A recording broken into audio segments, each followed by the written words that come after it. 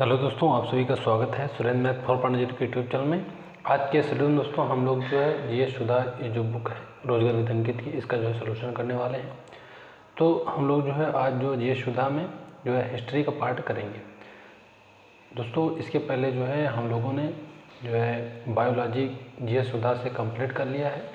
यदि आपने उसको नहीं देखा है तो प्ले लिस्ट में जाकर जीएस सुधा नाम से जो है एक प्ले लिस्ट बनी हुई है हमारे चैनल में, उसमें जो है आप बायोलॉजी के सारे वीडियो आप देख सकते हो। चलिए स्टार्ट कर लेते हैं। हिस्ट्री यानी इतिहास में हम लोग पढ़ेंगे प्राचीन भारत के इतिहास के अध्ययन के प्रमुख स्रोत एवं प्रागैतिहासिक काल के बारे में हम लोग पढ़ेंगे। तो इसकी जो भूमिका है इसको सबसे पहले हम लोग पढ़ लेते हैं। तो इतिहास के जनक हेरोडोटस हैं। इन्होंने हिस्टोरिका नामक पुस्तक लिखी थी। इतिहास अतीत में मानव के द्वारा किए गए प्रयासों की एक अनुक्रमिक कथा है। इतिहास के आवश्यक एवं अनिवार्य अंग अतीत सभ्य युग मानव के द्वारा किए गए प्रयास तथा घटनाओं का अनुक्रमिक प्रसार है। वह घटना जो संपन्न हो चुकी है, चाहे अभी या चाहे जो है सहस्राब्दियों पूर्व, इतिहास का एक अंग बन जाती है। इतिहास ऐसी जो है बातों का वृत्तांत होता है जो भूतकाल में हुई हो। इतिहास विगत घटनाओं के बारे में चिंतन करता है। इतिहास हमारी तथा हमारे समाज की दिशा एवं दशा का निर्धारण करता है और भविष्य को सुरक्षित रखने का भी प्रयास करता है। अगला जो पॉइंट है, प्राचीन भारत का इतिहास मानव सभ्यता के उस समय का जो है इतिहास है जब वह अपने निर्माण की अवस्था में था। अगला है हेडिंग है प्राचीन भारत के इतिहास को जानने के प्रमुख स्रोत के बारे में अब हम लोग पढ़ेंगे। तो पहला जो पॉइंट है, प्राचीन भारत के इतिहास को जानने के प्रमुख स्रोत विविध एवं विभिन्न प्रकार के हैं। हमारे इतिहास के स्रोतों के क्षेत्र में किसी नदी के तट पर एक निर्जन टीले को खोदकर निकाले गए प्रागैतिहासिक काल के मानव के द्वारा पत्थर को काटकर निर्मित किए गए गंडासों से लेकर भव्य इमारतों के भग्नावशेषों तथा राजकवि बाण भट्ट के द्वारा रचित हर्षचरित तक समस्त प्रकार की वस्तुएं सम्मिलित हैं। अध्ययन की सुविधा की दृष्टि से हम इन स्रोतों को दो भागों में विभाजित कर सकते हैं। पहला है पुरातात्विक स्रोत, दूसरा है साहित्यिक स्रोत।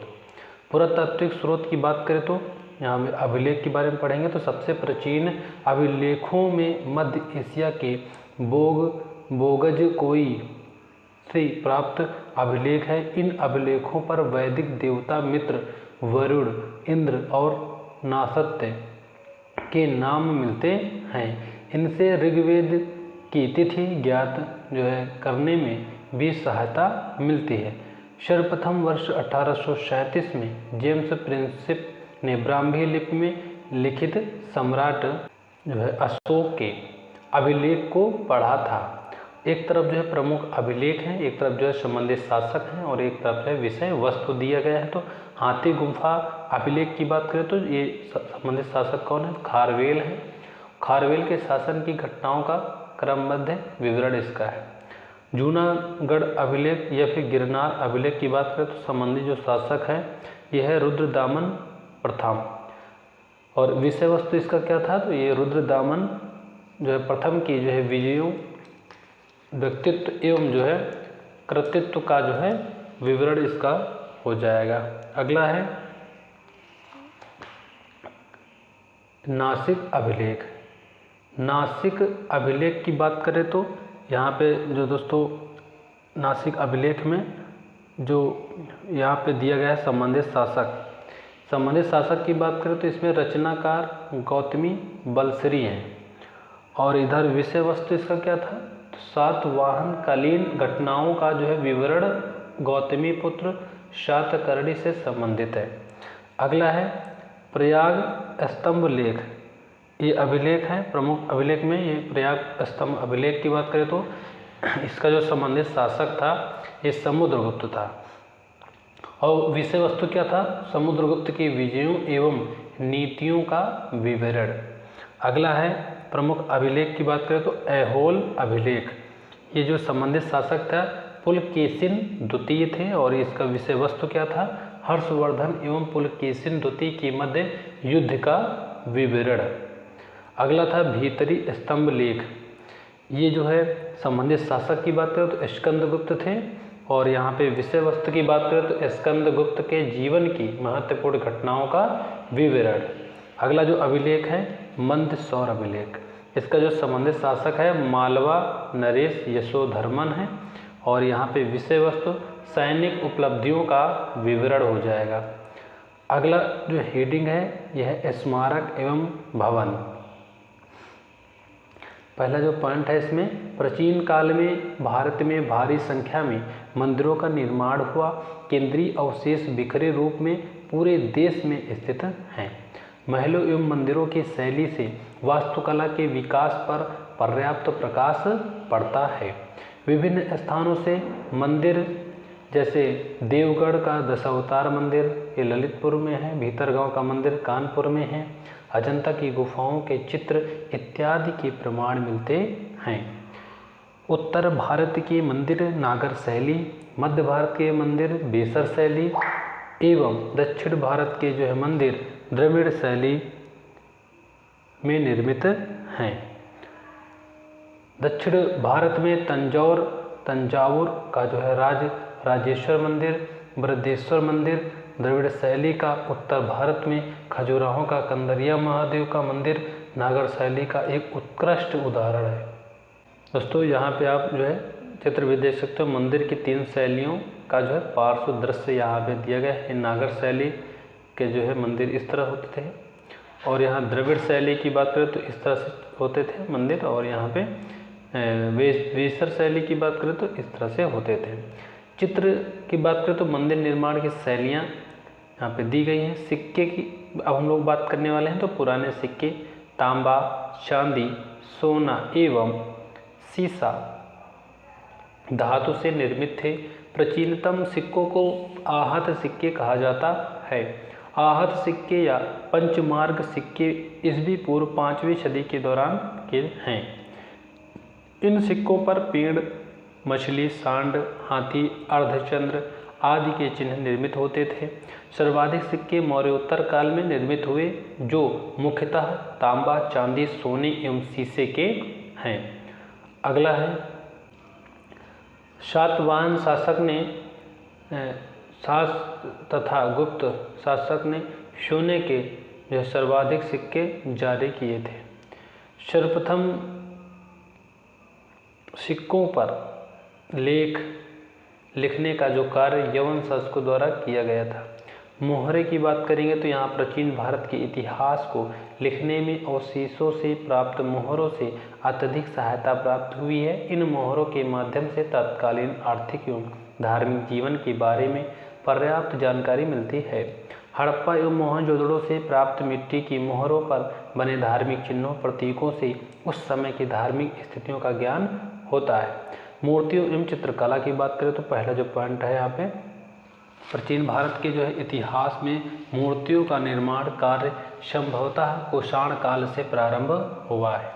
गांधार कला की मूर्तियाँ वैदेशिक तथा मथुरा कला की मूर्तियाँ पूर्ण रूप से स्वदेशी हैं। गांधार मूर्तिकला शैली में मुख्यतः बुद्ध की मूर्तियाँ यूनानी देवता अपोलो के समान बनाई गई हैं। मथुरा कला भरहुत एवं सांची की कलाओं के साथ निकटतम संबंधित हैं। अमरावती, बोधगया, भरहुत एवं सांची की मूर्तिकला में जन साधारण के जीवन की सजीव झलक दिखाई देती है। अगला है अजंता एवं स्थिति बोधिसत्व पद्मपाणि का चित्र सर्वाधिक प्रसिद्ध तथा प्रायः चित्रित चित्रकारी है। अजंता के चित्रों में मनोभाव की एक सुंदर झलक देखने को मिलती है। चित्रकला में माता एवं उसके शिशु और मरणासन्न राजकुमारी जैसे चित्रों से गुप्तकालीन कलात्मक उन्नति का जो है पूर्ण रूप से आभास होता है।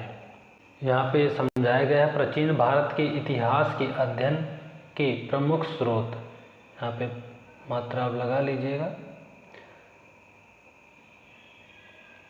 यहाँ पे पहला है पुरातात्विक स्रोत, थोड़ा जूम कर लीजिएगा, क्वालिटी बढ़ा लीजिएगा क्योंकि छोटा है।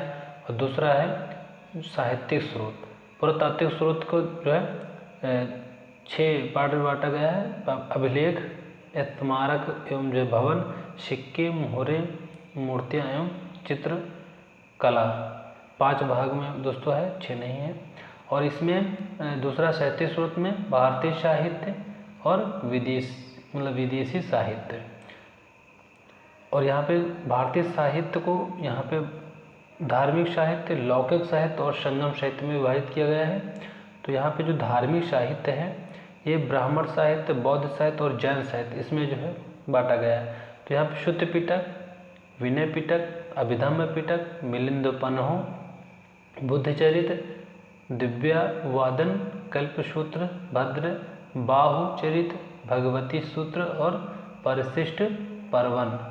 और दूसरा यहाँ पे जो लौकिक साहित्य को जो है पाणिनि का जो अष्टाध्यायी, चाणक्य के कौटिल्य का अर्थशास्त्र, कल्हड़ की राजतरंगिणी, विशाखदत्त की का जो है मुद्रा राक्षस, कालिदास का अभिज्ञान शकुंतलम, मालविकाग्निमित्तम, रघुवंशम, मेघदूत और बाणभट्ट का हर्षचरित कादंबरी हो जाएगा।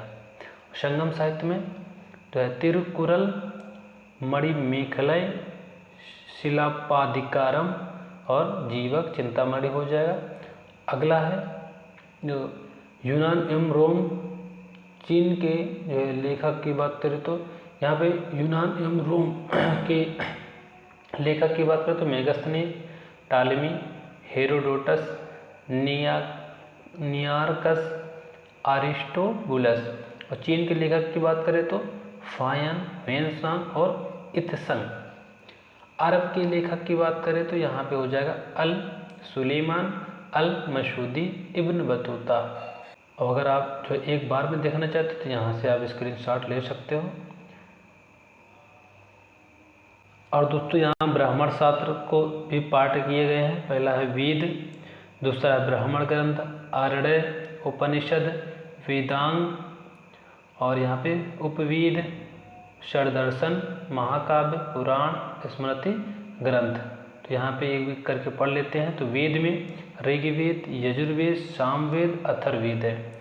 और ब्राह्मण ग्रंथ में ऐतरेय, कौशितकी, शतपथ, तैत्तिरीय, पंचविश, षण्डविश और गोपथ। अरण्य में तैत्तिरीय, मैत्रायणी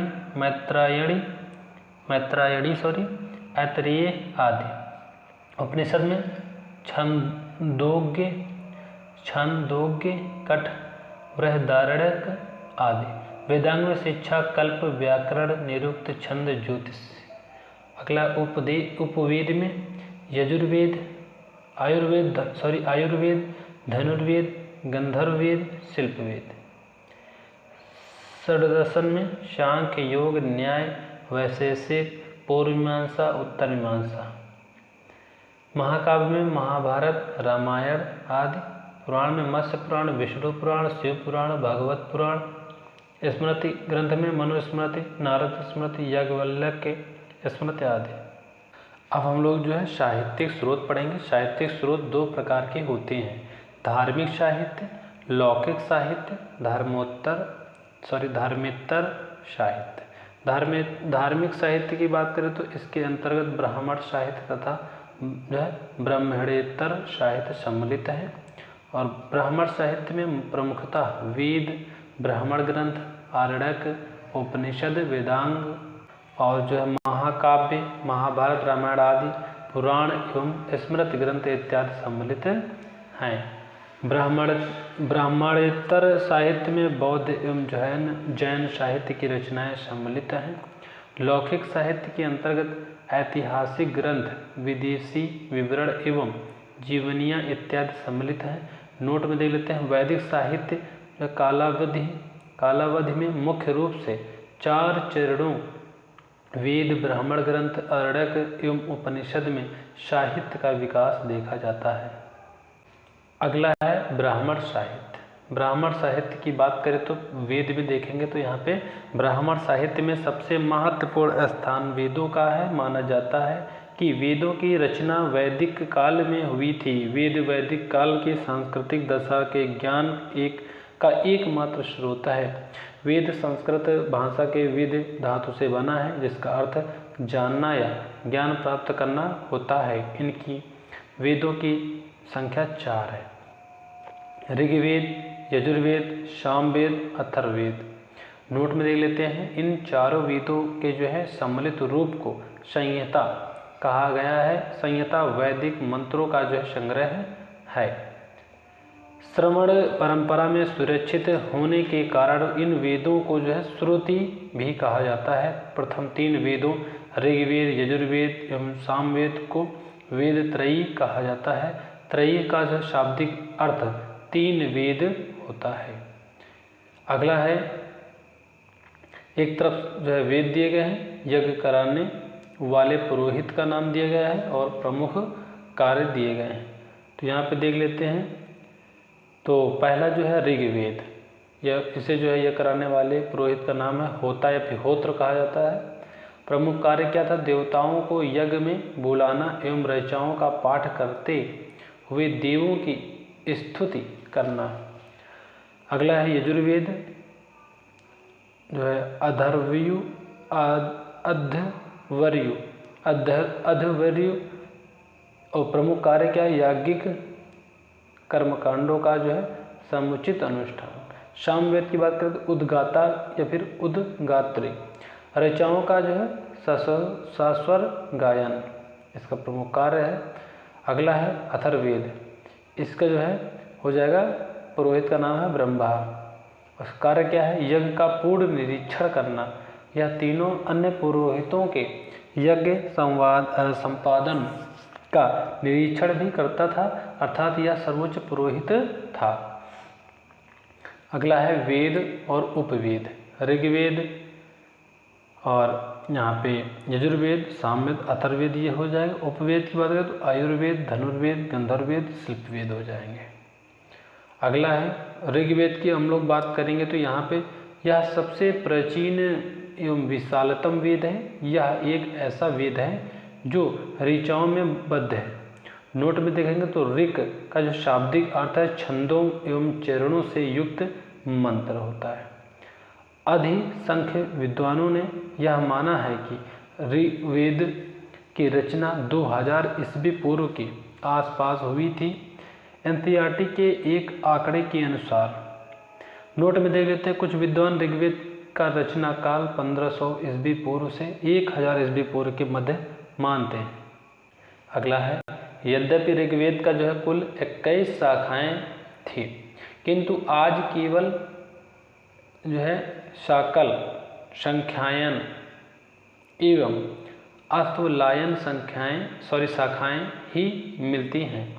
ऋग्वेद में कुल 10 मंडल, 1028 सूक्त तथा 10,580 जो है ऋचाएँ हैं। मोस्ट इम्पॉर्टेंट क्वेश्चन है। 10 तो 28 सूक्तों में से ऋग्वेद के शाकल पाठ में कुल 1017 सूक्त हैं तथा 11 जो है बालखिल सूक्त है। ऋग्वेद के सूक्तों में प्रमुख रूप से इंद्र एवं अग्नि देवता की प्रार्थना है। नोट में देख लेते हैं। ऋग्वेद का जो पहला तथा अंतिम यानी 10वां मंडल सबसे बाद में जोड़ा गया है, अर्थात संभवतः सबसे नवीनतम एवं बड़े मंडल ये दोनों ही हैं। इन मंडलों में अनेक वंशों के ऋषियों की रचनाएं हैं। ऋग्वेद का दूसरा मंडल सबसे छोटा मंडल है। ऋग्वेद के सबसे प्राचीन मंडल दूसरे से 7वें मंडल तक माने जाते हैं तथा 7वें मंडल की जो ऋचाएँ सबसे पुरानी मानी जाती हैं। ऋग्वेद के तीसरे मंडल में प्रसिद्ध देवी सूक्त वर्णित है, जिसमें सवित्र की उपासना गायत्री के रूप में की गई है। ऋग्वेद के तीसरे मंडल में गायत्री मंत्र वर्णित है, जिसकी रचना विश्वामित्र ने की थी। ऋग्वेद का जो है 7वां, 8वां और 9वां मंडल क्रमशः वरुण, कण्व, ऋषि व सोम देवता को समर्पित है। ऋग्वेद के 10वें मंडल में सर्वाधिक सूक्त वर्णित है, वेरी इंपॉर्टेंट है, जिनमें पुरुष सूक्त, नदी सूक्त और नासदीय सूक्त, विवाह सूक्त, सूर्य सूक्त प्रमुख है। ऋग्वेद का जो विवाह सूक्त पूषण देवता को समर्पित है, जिसकी रचना सूर्य ने की थी, इस कारण इसे जो है सूर्य सूक्त भी कहा जाता है। नोट में देख लेते हैं, ऋग्वेद के 10वें मंडल का 85वां सूक्त विवाह सूक्त ब्रह्म विवाह से संबंधित है। इसके अंतर्गत सूर्य की पुत्री सूर्या तथा सोम के विवाह का वर्णन है। ऋग्वेद में जो है देवताओं के रूप में सविता, रुद्र, मित्र, वरुण, सूर्य, मरुत एवं उषा देवी का भी उल्लेख मिलता है। लक्ष्मी एवं अयोध्या का उल्लेख सर्वप्रथम ऋग्वेद में हुआ है। ब्रह्मा का जो उल्लेख ऋग्वेद में कहीं पर भी नहीं हुआ है। स्तूप शब्द का उल्लेख सर्वप्रथम ऋग्वेद में हुआ है एवं ऊंट का उल्लेख भी ऋग्वेद में मिलता है। ऋग्वेद में आर्यों के शत्रुओं के रूप में पणि, दास एवं अर्य का जो उल्लेख है। ऐतरेय एवं कौशितकी ऋग्वेद के प्रमुख उपनिषद हैं। यजुर्वेद की बात करें तो यजु का जो है शाब्दिक अर्थ यज्ञ होता है। यजुर्वेद में यज्ञ संबंधित सूक्तों का संकलन है। कर्मकांड प्रधान होने की वजह से यजुर्वेद को कर्मकांडीय वेद भी कहा जाता है। कर्मकांड में उपयोगी होने के कारण यजुर्वेद अन्य सभी वेदों की अपेक्षा अधिक लोकप्रिय है। वेदों के अनेक भाष्यकार यजुर्वेद पर जो है व्याख्या लिखना अपना प्रथम कर्तव्य समझते हैं। प्राचीन काल में यजुर्वेद की कुल जो है 101 शाखाएं थी। यजुर्वेद गद्य तथा पद्य दोनों में लिखा गया है। इसके 2 भाग हैं। शुक्ल यजुर्वेद केवल पद्य में, कृष्ण यजुर्वेद गद्य तथा जो है पद्य दोनों में। नोट में देख लेते हैं, शुक्ल यजुर्वेद की प्रसिद्ध शाखा वाजसनेयी संहिता तथा कृष्ण यजुर्वेद की सर्वाधिक प्रसिद्ध शाखा तैत्तरीय संहिता है। अगला जो पॉइंट है, शुक्ल यजुर्वेद में 40 जो है 40 अध्याय हैं, जिनमें विविध यहाँ पे कटा हुआ है यज्ञों से संबद्ध मंत्र जो है संकलित है। यहाँ पे मंत्र है, मंत्र संकलित है।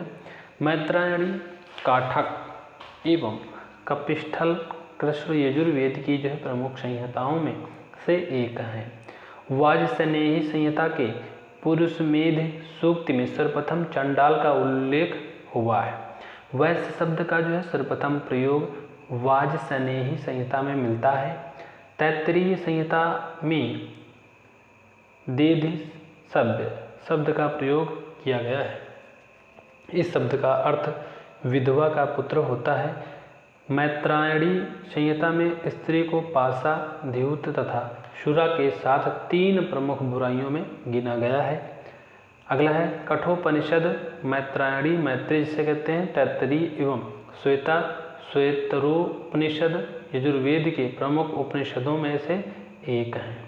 शुक्ल यजुर्वेद का अंतिम अध्याय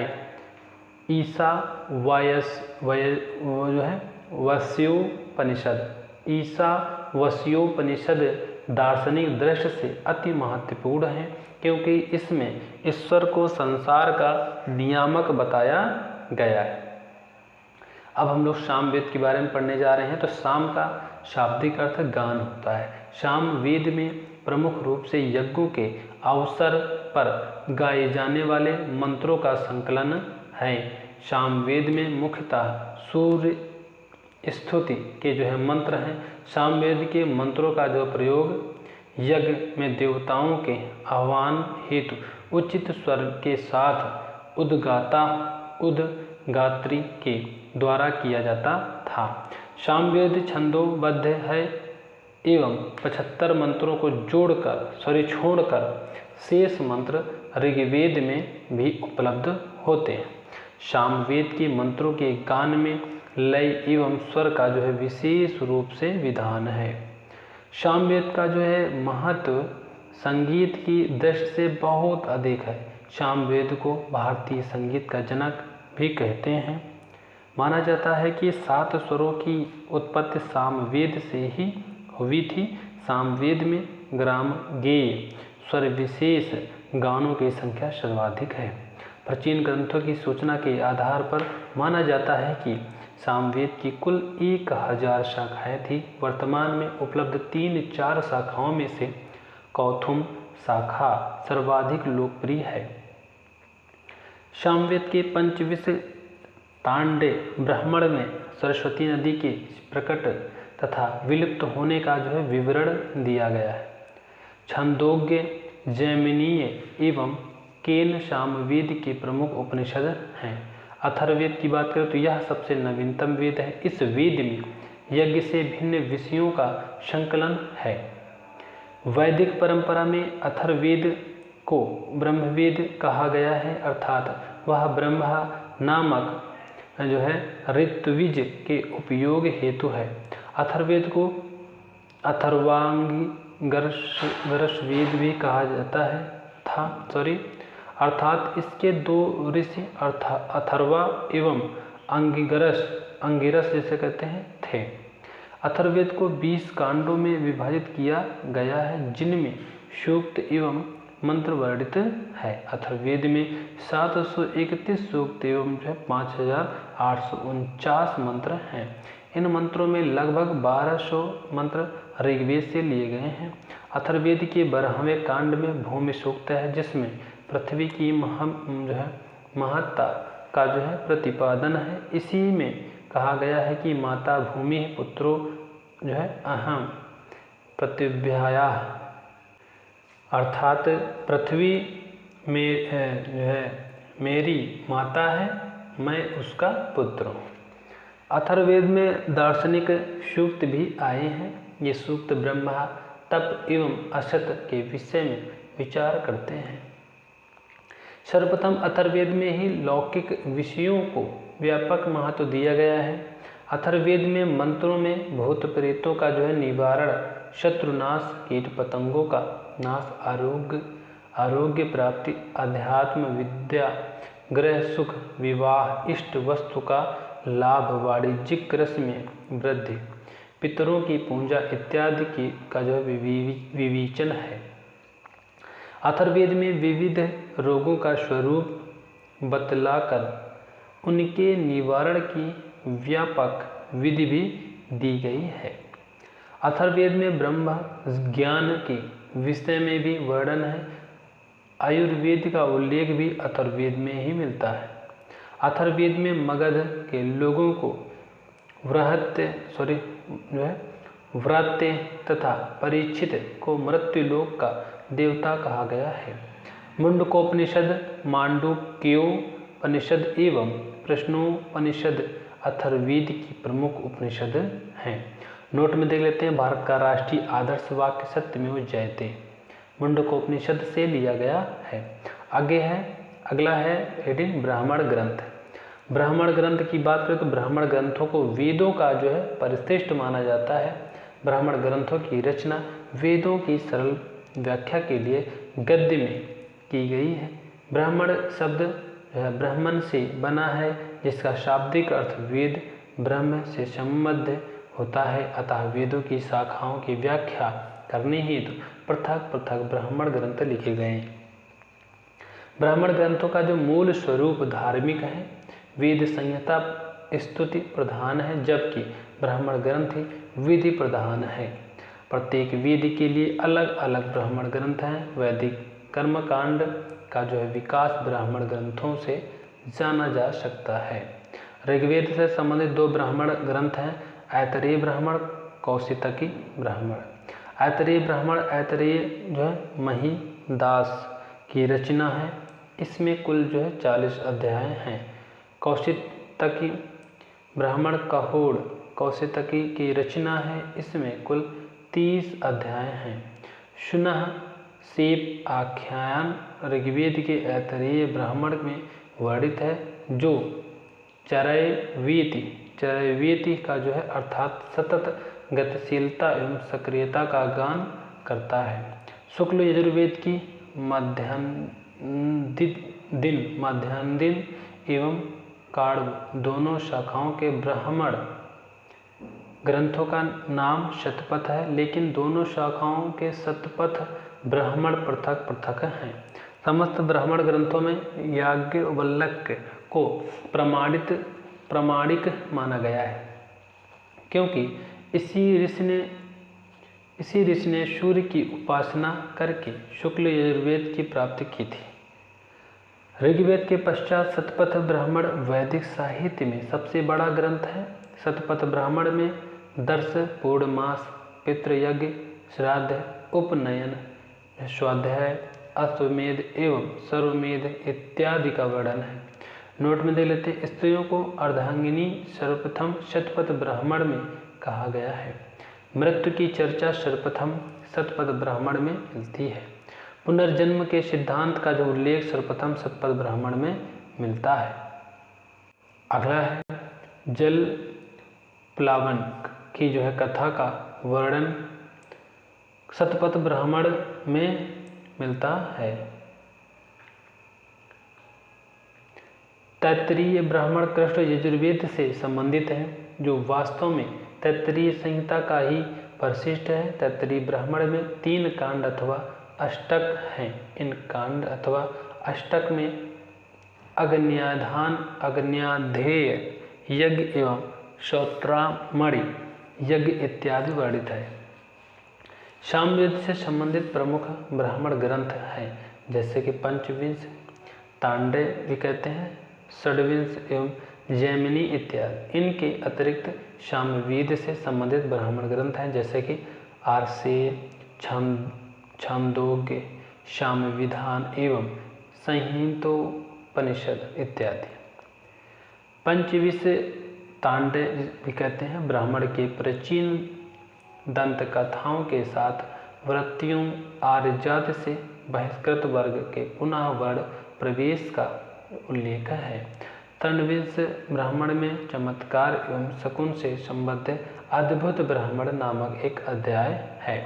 जैमिनी ब्राह्मण में 3 भाग हैं एवं यह शतपथ ब्राह्मण के समान ही महत्वपूर्ण है। इसमें विज्ञान की सामग्री भी मिलती है।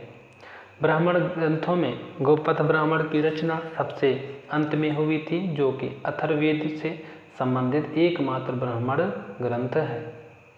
इसके 2 भाग हैं, पूर्व गोपथ, उत्तर गोपथ। गोपथ में सृष्टि, गायत्री, ब्रह्मचर्य इत्यादि की महिमा तथा ओंकार के साथ ब्रह्मा, विष्णु एवं शिव की त्रिमूर्ति का भी उल्लेख है। ब्राह्मण ग्रंथों में सांस्कृतिक जो है तत्वों का बीज भी प्राप्त होता है, जैसे यज्ञ का महत्व, सृष्टि की व्याख्या, अतिथि सत्कार, सदाचार, स्त्री महिमा, विद्यावंश एवं वर्णाश्रम धर्म इत्यादि। एक तरफ वेद है, एक तरफ जो है ब्राह्मण ग्रंथ दिए गए हैं। तो ऋग्वेद की बात करें तो ऋग्वेद है, यजुर्वेद है, सामवेद है, अथर्ववेद है। यहाँ ब्राह्मण ग्रंथ में ऐतरेय एवं कौशितकी, शतपथ एवं तैत्तरीय, पंचविंश एवं षड्विंश गोपथ। अगला है आरण्यक। आरण्यक की बात करें तो पहला जो पॉइंट है इसमें, आरण्यकों की रचना वनों में हुई थी। वनों में रहकर चिंतन करने वाले ऋषियों ने वैदिक कर्मकांडों से दूर रहकर उनमें प्रतीक खोजने की चेष्टा की थी। ब्राह्मणों के परिशिष्ट के रूप में विकसित आरण्यकों में यज्ञ के अंतर्गत अध्यात्मवाद का पल्लवन किया गया था। अगला है आरण्यकों का वैशिष्ट प्राण विद्या का विवेचन है। वानप्रस्थों के यज्ञों का विधान करने के साथ साथ उपनिषदों के ज्ञान कांड की भूमिका भी आरण्यकों में निर्मित की गई। वर्तमान में 7 आरण्यक ग्रंथ उपलब्ध हैं, जो कि निम्नलिखित हैं। पहला है ऋग्वेद के, दूसरा आरण्यक, ऐतरेय एवं कौशितकी। अगला है यहाँ पे ऋग्वेद के 2 आरण्यक, ऐतरेय एवं कौशितकी, और यजुर्वेद के 3 आरण्यक, बृहदारण्यक, तैत्तरीय आरण्यक एवं मैत्रेयी आरण्यक। तीसरा है सामवेद के 2 आरण्यक, छंदोग्य एवं जैमिनीय। नोट में देख लेते हैं, अथर्ववेद का कोई आरण्यक नहीं है। कालांतर में अरण्यकों से ही उपनिषदों का विकास हुआ था। उपनिषद की बात करें तो पहला पॉइंट है, उपनिषद दो शब्दों से मिलकर बना है। एक शब्द उप, जिसका अर्थ समीप है, तथा दूसरा शब्द है निर्वेद, जिसका जो अर्थ बैठना है। वैदिक साहित्य में प्रचार की दृष्टि से सर्वाधिक महत्व उपनिषदों का ही है। उपनिषदों की महत्ता दार्शनिक विचारों के कारण है। केंद्रीय कारण ये जो उपनिषद देश विदेश के लोकप्रिय हैं। यहाँ पे उपनिषद होना चाहिए दोस्तों, यहाँ पे आप देख लेना। उपनिषदों में गद्य तथा पद्य दोनों का जो प्रयोग हुआ है। उपनिषदों में प्रायः संवादों के माध्यम से तत्व ज्ञान समझाया गया है। उपनिषदों में परम सुख की प्राप्ति का मार्ग भी समझाया गया है। मुख्यतः प्राचीन उपनिषदों की संख्या 13 थी, लेकिन कालांतर में इनकी संख्या शताधिक 100 से भी अधिक हो गई थी। वैदिक शाखाओं में मूल रूप से दार्शनिक चिंतन हेतु विकसित उपनिषदों की गणना इस प्रकार से की जाती है। पहला है ऐतरेय एवं कौशितकी, ऋग्वेद से संबंधित है। दूसरा है ईश एवं बृहदारण्यक, शुक्ल यजुर्वेद से संबंधित है। तीसरा है कठ, मैत्रेयी, मैत्री, तैत्तिरीय एवं श्वेताश्वतर कृष्ण यजुर्वेद से संबंधित है। अगला चौथा है छंदोग्य, जैमिनी एवं केन सामवेद से संबंधित है। मुंडक, मांड्यूक्य एवं प्रश्न अथर्ववेद से संबंधित है। वेदांत दर्शन का जो विकास उपनिषदों के आधार पर ही हुआ है, जिसके परिणाम स्वरूप ब्रह्म सूत्र की रचना बादरायण ने की। ब्रह्म के 3 लक्षणों सत्चित्त एवं आनंद की व्याख्या उपनिषदों में सम्यक रूप से की गई है। शंकराचार्य ने 10 उपनिषदों पर भाष्य लिखकर अद्वैतवाद मत का जो प्रवर्तन किया था। ऐतरेय, कौशितकी, बृहदारण्यक, तैत्तिरीय, छंदोग्य एवं मांडूक्य उपनिषद गद्य में है। केन एवं प्रश्न उपनिषद गद्य तथा पद्य दोनों में है। निष्काम कर्म के सिद्धांत का सर्वप्रथम प्रतिपादन इस उपनिषद में हुआ है। बृहदारण्यक उपनिषद सबसे बड़ा उपनिषद है तथा मांडूक्य उपनिषद सबसे छोटा उपनिषद है। सत्यकाम जाबाल की कथा जो अनबिहू माँ होने की लांछन को चुनौती देता है का विवरण छांदोग्य उपनिषद के 4th अध्याय में मिलता है। बृहदारण्यक उपनिषद में जनक याज्ञवल्क्य के शास्त्रार्थ से ब्रह्म का निरूपण है। बृहदारण्यक उपनिषद में याज्ञवल्क्य की विदुषी पत्नी मैत्रेयी और उनसे शास्त्रार्थ करने वाली गार्गी की कथा आई है, जिससे उस युग की विदुषी स्त्रियों के बारे में जानकारी मिलती है।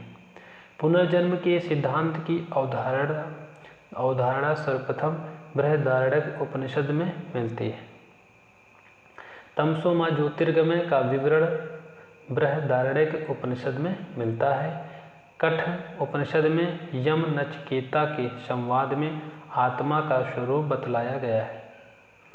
अतिथि देवी भवा का विवरण तैत्तिरीय उपनिषद में मिलता है।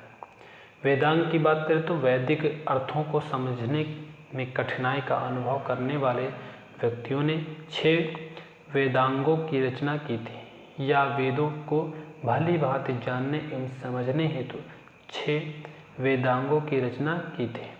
वेदों के 6 अंग माने गए हैं, जो कि निम्नलिखित हैं। पहला है शिक्षा, दूसरा है कल्प, और जो तीसरा है व्याकरण, और चौथा है निरुक्त, और पांचवा है छंद, और छठवां है ज्योतिष। शिक्षा, कल्प, व्याकरण, निरुक्त, छंद, ज्योतिष।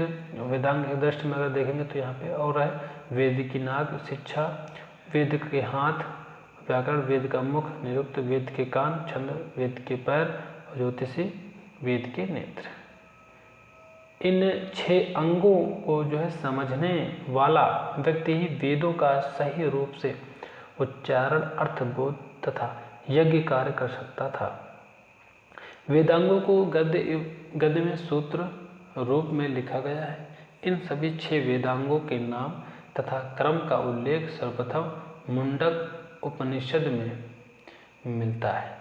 शिक्षा के बारे में देखें तो यह उच्चारण का विज्ञान है जो स्वर एवं व्यंजन के उच्चारण का विधान करता है।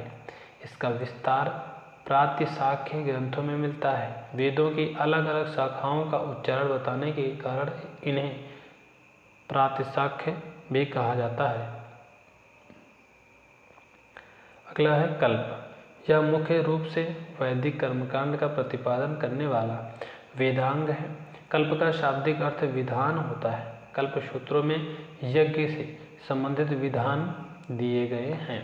कल्प के 4 भेद हैं जो कि निम्नलिखित हैं: श्रोत सूत्र, ब्रह्म सूत्र, धर्म सूत्र, सुलभ सूत्र। ये चारों भिन्न भिन्न वेदों हेतु अलग अलग हैं। जैसे पहले तीसरा है, यहाँ पे व्याकरण की बात करेंगे तो यह वेदों का मुख कहा जाता है। इसे शब्दों की मीमांसा करने वाला जो है शास्त्र व्याकरण भी कहा गया है, जिसका संबंध भाषा संबंधी नियमों से होता है। इसमें प्रकृति एवं प्रत्यय के रूप में विभाजन करके पदों की व्युत्पत्ति बताई जाती है। अगला चौथा निरुक्त।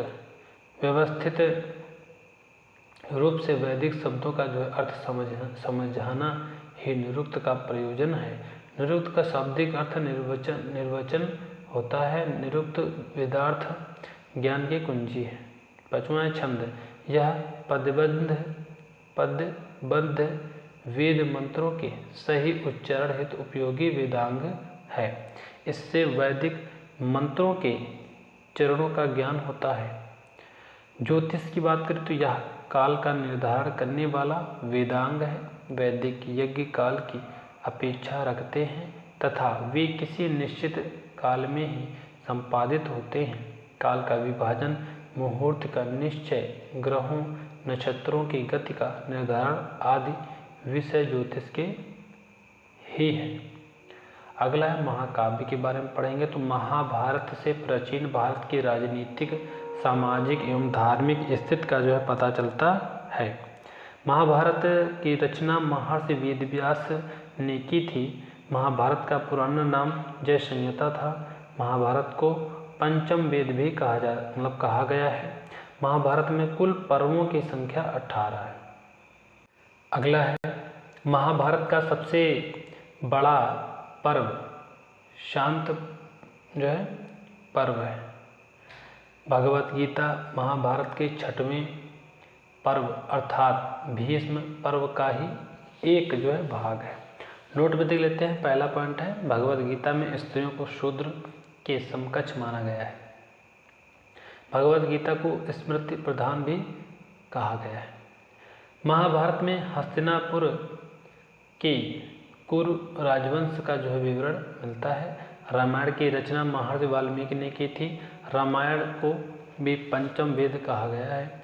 रामायण में कुल कांडों की संख्या 7 है। रामायण से हमें हिंदुओं एवं यवनों तथा शकों की संघर्ष का जो विवरण मिलता है। अगला है प्रागैतिहासिक काल। प्रागैतिहासिक काल की बात करें तो ऐसा काल जिसका कोई लिखित साक्ष्य उपलब्ध नहीं है, अतः हम कह सकते हैं कि इस काल का इतिहास पूर्ण रूप से उत्खनन में प्राप्त पुरातात्विक साक्ष्यों पर निर्भर करता है। पाषाण काल की बात करें तो पाषाण काल का विभाजन 3 कालों में किया गया है। पूरा पाषाण काल या पूर्व पाषाण काल बोलते हैं, दूसरा है मध्य पाषाण काल और तीसरा है नव पाषाण काल। पूरा पाषाण काल या पूर्व पाषाण काल की बात करें तो पहला जो पॉइंट है पूरा पाषाण संस्कृति का उदय अभिनूतन युग में हुआ था। माना जाता है कि इस युग में धरती बर्फ से ढकी हुई थी। पूरा पाषाण काल की जो संस्कृति के अवशेष सोहन नदी घाटी, बेलन नदी घाटी एवं नर्मदा नदी घाटी से मिले हैं। मध्य प्रदेश के भोपाल के समीप भीमबेटका नामक जो है चित्रित शैलश्रियों से भी पूरा पाषाण काल के संस्कृति के जो है अवशेष मिले हैं। पूरा पाषाण काल के में हथियारों का आविष्कार एवं महत्वपूर्ण घटना थी। पुरापाषाण काल को मानव के द्वारा प्रयोग किए जाने वाले पत्थर के औजारों के फलस्वरूप एवं जलवायु में होने वाले परिवर्तन के आधार पर 3 अवस्थाओं में विभाजित किया जाता है। पहला है निम्न पुरापाषाण काल या पूर्व पाषाण काल, दूसरा है मध्य पुरापाषाण काल, तीसरा है उच्च पुरापाषाण काल। निम्न पुरापाषाण काल या पूर्व पुरापाषाण काल की बात करें तो पहला पॉइंट है इसमें, सर्वप्रथम इस काल के उपकरण पंजाब पाकिस्तान की सोहन नदी घाटी से प्राप्त हुए, जिस कारण इसे जो है सोहन संस्कृति भी कहा जाता है। सोहन संस्कृति शब्द का जो सर्वप्रथम प्रयोग वर्ष 1936 में HD टेरा ने किया था। इस काल के उपकरणों को 2 भागों में विभाजित किया जाता है। पहला है चापर चापिंग पेबुल संस्कृति और दूसरा है हस्त कुठार संस्कृति। चापर चापिंग शब्दावली का जो सर्वप्रथम प्रयोग HL जो है मोवियस ने किया था। चापर उपकरण बड़े आकार वाले उपकरण हैं जो पेबुल से निर्मित थे। चापिंग उपकरण द्विधारी होते हैं। अगला है हस्त कुठार संस्कृति का जो है मद्रासा संस्कृति भी कहा जाता है। मद्रासी होना चाहिए, मद्रासा। सर्वप्रथम हस्त कुठार संस्कृति के उपकरण पल्लवरम मद्रास से रॉबर्ट ब्रूस फूट ने प्राप्त किए थे। सोहन संस्कृति एवं मद्रास संस्कृति के इकट्ठे मिलने के प्रमाण चित्तौड़गढ़ राजस्थान से मिले हैं। निम्न पुरापाषाण काल या पूर्व पुरापाषाण काल के जो प्रमुख स्थान देखेंगे तो सोहन नदी घाटी पाकिस्तान के पंजाब में, कश्मीर थार के रेगिस्तान का कुछ क्षेत्र राजस्थान के चित्तौड़गढ़ व डीडवाना में, बीलन नदी घाटी, नर्मदा नदी घाटी। मध्य पाषाण काल की बात करें तो पहला जो पॉइंट है फलकों ब्लेड्स की जो अधिकता के कारण इस काल को फलक संस्कृति भी कहा जाता है। इस काल में खुरचनी तथा वेधक सबसे महत्वपूर्ण उपकरण थे, जिस कारण इसे जो है खुरचनी वेधक संस्कृति भी कहा जाता है। इस काल के उपकरण मुख्य रूप से सल्क फ्लेक पर आधारित थे। HD सांकलिया ने सर्वप्रथम मध्य पुरापाषाण संस्कृति चरण की खोज नेवासा महाराष्ट्र से की थी। HD सांकलिया ने गोदावरी नदी के तट पर स्थित नेवासा महाराष्ट्र को मध्य पुरापाषाण काल संस्कृति का जो प्रारूप स्थल घोषित किया है। मध्य पुरापाषाण काल के प्रमुख स्थान नेवासा महाराष्ट्र, सौराष्ट्र का क्षेत्र गुजरात, चकिया उत्तर प्रदेश के वाराणसी में, सिंगरौली बेसिन उत्तर प्रदेश के मिर्जापुर में, भीमबेटका गुफाएं मध्य प्रदेश, ब्यास बाणगंगा एवं सिरसा नदी घाटी हिमाचल प्रदेश। अगला है उच्च पुरापाषाण काल। इस काल के प्रमुख उपकरण फलक ब्लेड पर आधारित थे। इन उपकरणों के निर्माण में चर्ट, जैस्पर एवं फ्लिंट आदि बहुमूल्य पत्थरों का उपयोग होता है। उच्च पुरापाषाण काल के प्रमुख स्थान की बात करें तो बूढ़ा पुष्कर राजस्थान, पटड़ी भदड़े एवं इनाम गांव महाराष्ट्र, जोगदह बाघौर एवं भीमबेटका मध्य प्रदेश, सिंहभूम झारखंड, रेनीकुंटा वेमुला एवं कुरनूल में स्थित गुफाएं आंध्र प्रदेश, सोरापुर दोआब का क्षेत्र कर्नाटक। आधुनिक स्वरूप वाले मानव अर्थात होमो सेपियंस का उदय उच्च पुरापाषाण काल की मुख्य विशेषता है। उच्च पुरापाषाण काल की एक अन्य जो है विशेषता हड्डी से निर्मित उपकरणों का प्रचलन है। भारत में सर्वप्रथम उच्च जो है पुरापाषाण काल के अवशेष बेलन नदी घाटी उत्तर प्रदेश से मिले हैं। भीमबेटका मध्य प्रदेश में गुफा चित्रकला का जो प्रारंभ उच्च पुरापाषाण काल में ही हुआ था। मध्य पाषाण काल की बात करें तो पहला जो पॉइंट है, भारत में मध्य पाषाण काल होलोसिन युग के साथ प्रारंभ हुआ था। मध्य पाषाण काल के उपकरण अत्यंत छोटे होते थे, जिस कारण इन्हें माइक्रोलिथ कहा गया है। भारत में सर्वप्रथम मध्य पाषाण काल के उपकरणों की खोज CL कार्लाइल ने विंध्य के क्षेत्र में की थी।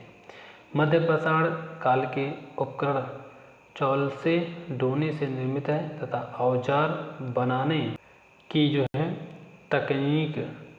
तकनीक फ्लोटिंग कहलाता है। मध्य पाषाण काल के प्रमुख केंद्र बेलन नदी घाटी उत्तर प्रदेश, नेवासा महाराष्ट्र, सोन नदी घाटी मध्य प्रदेश, कृष्णा घाटी कर्नाटक आदि है। मध्य पाषाण काल के लोगों ने सर्वप्रथम कुत्ते को अपना पालतू पशु बनाया था। बागोर, भीलवाड़ा राजस्थान एवं आदमगढ़, होशंगाबाद मध्य प्रदेश से पशुपालन के प्राचीनतम साक्ष्य प्राप्त हुए हैं। मध्य प्रदेश में स्थित भीमबेटका की गुफाओं से मध्य पाषाण काल के उपकरण प्राप्त हुए हैं। भारत में मानव अस्थि पंजर का जो सर्वप्रथम अवशेष प्रतापगढ़ उत्तर प्रदेश के महदहा एवं सरायनाहर राय से प्राप्त हुआ है, जो कि मध्य पाषाण काल का है। सर्वप्रथम बूचड़खाने का साक्ष्य महदहा उत्तर प्रदेश से प्राप्त हुआ है। मध्य पाषाण काल के संदर्भ में हड्डी से निर्मित आभूषण भारत में महदहा उत्तर प्रदेश से प्राप्त हुए हैं। एक ही कब्र से 4 मानव कंकाल सरायनाहर राय उत्तर प्रदेश से प्राप्त हुए। लिखिया पुरास्थल उत्तर प्रदेश से सर्वाधिक मानव कंकाल एवं दमदमा पुरास्थल उत्तर प्रदेश से सर्वाधिक शवाधान प्राप्त हुई है।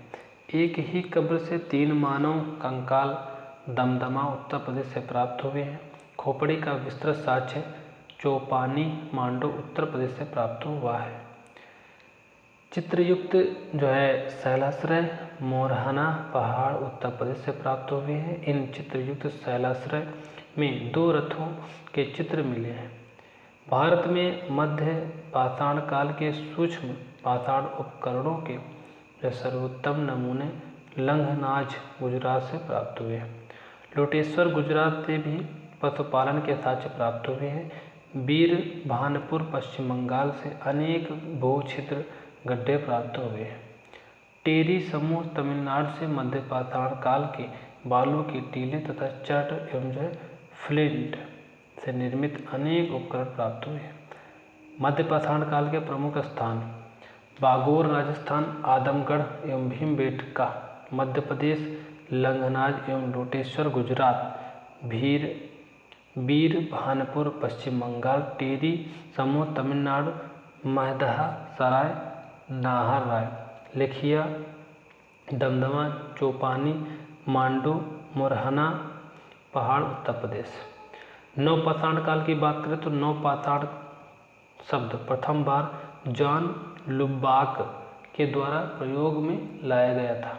नवपाषाण काल का जो प्रमुख औजार पत्थर की कुल्हाड़ी है। नवपाषाण काल के उपकरण पालिश किए गए पत्थरों से निर्मित है। कृषि का जो प्रारंभ सर्वप्रथम नवपाषाण काल में हुआ था। नाव का जो निर्माण सर्वप्रथम नवपाषाण काल में प्रारंभ हुआ था। मृदभांड सर्वप्रथम नवपाषाण काल में बनने लगे थे। भारतीय उपमहाद्वीप में नवपाषाण काल की प्राचीनतम बस्ती मेहरगढ़ पाकिस्तान के बलूचिस्तान प्रांत में स्थित है। मेहरगढ़ से पशुपालन एवं कृषि के प्राचीनतम साक्ष्य प्राप्त हुए हैं। मेहरगढ़ से पालतू भैंस का जो प्राचीनतम साक्ष्य भी प्राप्त हुआ है। भारत में नवपाषाण काल के प्रथम स्थल की खोज टोंस नदी घाटी उत्तर प्रदेश में जो है हुई है। नवपाषाण काल के जो प्रमुख केंद्र बेलन नदी घाटी उत्तर प्रदेश, सोन नदी घाटी मध्य प्रदेश, सिंहभूम झारखंड, रेनीकुंटा आंध्र प्रदेश आदि है। बुरजहोम कश्मीर में कब्र में जो है पालतू कुत्तों एवं भेड़ियों को जो है मालिक के शव के साथ ही दफनाया जाता था। कश्मीर में स्थित जो है नवपाषाण काल के स्थलों बुरजहोम एवं गुफ कराल से अनेक जो है गर्तावास मृतभांड हड्डी के औजार मिले। चावल धान का जो प्राचीनतम साक्ष्य कोल्डिहेवा उत्तर प्रदेश के जो प्रयागराज से प्राप्त हुआ है। महगढ़ा उत्तर प्रदेश से भी चावल धान की जो खेती के प्रमाण मिले हैं। कोल्डिहेवा उत्तर प्रदेश के जो प्रयागराज से जो है नवपाषाण काल के काल के साथ ही ताम्र एवं लौह काल के जो संकट के अवशेष भी मिले हैं। महगढ़ा उत्तर प्रदेश से गौशाला का जो साक्ष्य तथा पखवाड़ा प्राप्त हुआ है। चिरांद बिहार से अत्यधिक मात्रा में हड्डी के उपकरण प्राप्त हुए हैं जो कि मुख्यतः हिरण के सींगों से निर्मित है। दक्षिण भारत में नवपाषाण काल का प्रमुख स्थान बेल्लारी कर्नाटक है। बेल्लारी कर्नाटक अनेक नवपाषाण काल के स्थलों संगनकल्लू, बूदीहल, टेक्कलकोट आदि के लिए प्रसिद्ध है। सर्वप्रथम नवपाषाण काल के जो साक्ष्य दक्षिण भारत में संगनकल्लू कर्नाटक एवं जो है नागार्जुन कोंडा आंध्र प्रदेश से प्राप्त हुए हैं। बूदीहल कर्नाटक से सामुदायिक भोज उत्सव का जो साक्ष्य प्राप्त हुआ है। दोस्तों बहुत ही डीपली इसमें लिखा हुआ है, अगर इसको आप पढ़ लोगे तो आपके क्वेश्चन सभी बन जाएंगे। टेक्कलकोट कर्नाटक से कान की बालियां सोने की लटकन जिसे कहते हैं मिली है। कर्नाटक में स्थित नवपाषाण काल के स्थलों मास्की एवं जो है पिक्कलीहल से राख के टीले भस्म टीले प्राप्त हुए हैं। भारत में स्थित नवपाषाण काल के प्रमुख स्थान की बात करें तो बुरजोहम एवं जो है गुफ कराल कश्मीर में है। कोल्डिहवा एवं महगढ़ा उत्तर प्रदेश, चिरांद बिहार, संगनकल्लू एवं जो पिक्कलीहल कर्नाटक, नागार्जुन कोंडा आंध्र प्रदेश। अब हम लोग जो महत्वपूर्ण तथ्य पढ़ेंगे। आग का आविष्कार पुरापाषाण काल में हुआ था। पहिए का आविष्कार नवपाषाण काल में हुआ था। कृषि का आविष्कार नवपाषाण काल में हुआ था। मनुष्य ने घर बनाने की प्रवृत्ति नवपाषाण काल में हुई। पहिया, कृषि, मनुष्य, ये सभी नवपाषाण काल। मनुष्य ने सबसे पहले कुत्ते को अपना पालतू पशु बनाया, वेरी इंपॉर्टेंट है। पुरापाषाण काल में मानव की जीविका का मुख्य आधार शिकार था। पुरापाषाण काल में पत्थर के औजार सबसे पहले जो है पाए गए थे। भीमबेटका पुरापाषाण काल का जो एक प्रसिद्ध स्थल मध्य प्रदेश में स्थित है। उच्च पुरापाषाण कालीन हड्डी की बनी मातृ देवी की प्रतिमा बेलन घाटी उत्तर प्रदेश से प्राप्त हुई है। प्राचीन भारतीय इतिहास के नवपाषाण काल में मिट्टी के बर्तनों का पता लगाया गया था। मनुष्य ने सबसे पहले तांबा धातु का जो है प्रयोग किया। मनुष्य द्वारा प्रयोग किया जाने वाला प्रथम औजार कुल्हाड़ी था। अगला है मनुष्य द्वारा जो है बोई गई सबसे पहली जो फसल है जौ, यानी जौ भी बोलते हैं, यही थी। महत्वपूर्ण और तथ्य और देखेंगे तो अर्थशास्त्र पुस्तक के लेखक चाणक्य हैं। इसे कौटिल्य तथा विष्णुगुप्त के नाम से भी जाना जाता है। अर्थशास्त्र की पूर्व जो है पुस्तक मूलतः राजनीति शास्त्र से संबंधित है। इसमें मौर्यकालीन इतिहास की जानकारी वर्णित है। राजतरंगिणी पुस्तक के लेखक कल्हड़ है। इसमें कश्मीर के राजाओं का इतिहास वर्णित है। अष्टाध्यायी पुस्तक के लेखक पाणिनि है। यह एक संस्कृत व्याकरण ग्रंथ है। कथा सरित सागर रचनाकार सोमदेव। साहित्यिक कृति मूल रूप से संस्कृत भाषा में लिखी गई थी। अगला पॉइंट है तमिल भाषा में सबसे प्राचीन महाकाव्य शिलापादिकारम रत्न जड़ित पायल 5वीं-6वीं शताब्दी ईस्वी में एलंगो आदिगल द्वारा लिखा गया था। प्रमुख साहित्यिक रचनाएं एवं उनके लेखक। प्रमुख रचना एक तरफ है, एक तरफ लेखक है। विषय वस्तु दिया गया अष्टाध्यायी पाणिनि, एक व्याकरण ग्रंथ है, यहाँ पे विषय वस्तु है। और प्रमुख रचना महाभारत से लेखक कौन है? पतंजलि हैं। और विषय वस्तु के बाद पुष्य मित्र शुंग के बारे में जानकारी है। मालविकाग्नि मित्रम की बात करें तो लेखक कौन है? तो कालिदास हैं। और विषय वस्तु शुंग वंश के बारे में जानकारी। अर्थशास्त्र लेखक कौन है? तो चाणक्य कौटिल्य हैं। और विषय वस्तु क्या है? मौर्य काल के बारे में जानकारी मिलती है। अगला है बृहत कथा मंजरी, ये क्षेमेंद्र लेखक हैं और मौर्य काल के बारे में जानकारी मिलती है। कथा साहित्य सागर सोमदेव इसके लेखक हैं। विषय वस्तु मौर्य काल के बारे में जानकारी मिलती है। मुद्रा राक्षस विशाख दत्त इसके लेखक हैं और विषय वस्तु मौर्य काल के बारे में पर्याप्त जानकारी मिलती है। मृच्छकटिकम लेखक शूद्रक है और यहाँ पे विषय वस्तु क्या है? गुप्त काल के समाज के बारे में जानकारी मिलती है। नीतिशास्त्र लेखक कौन है? कामंदक। और ऐसे गुप्त काल के जो है विषय वस्तु है गुप्त काल के राजतंत्र के बारे में जानकारी मिलती है। अगला है हर्षचरित लेखक कौन है? बाणभट्ट। और इसका विषय वस्तु क्या है? हर्षवर्धन की उपलब्धियों के बारे में जानकारी मिलती है। रामचरित संध्याकर नंदी लेखक है और विषय वस्तु कौन है? तो यहाँ पे विषय वस्तु की बात करें तो बंगाल के शासक रामपाल के जीवन के बारे में जानकारी। अगला है राजतरंगिणी, लेखक कौन है? कल्हड़, और इसका विषय वस्तु है कश्मीर के राजवंश के बारे में क्रमबद्ध जानकारी। पृथ्वीराज रासो, लेखक कौन? चंद्रबरदाई।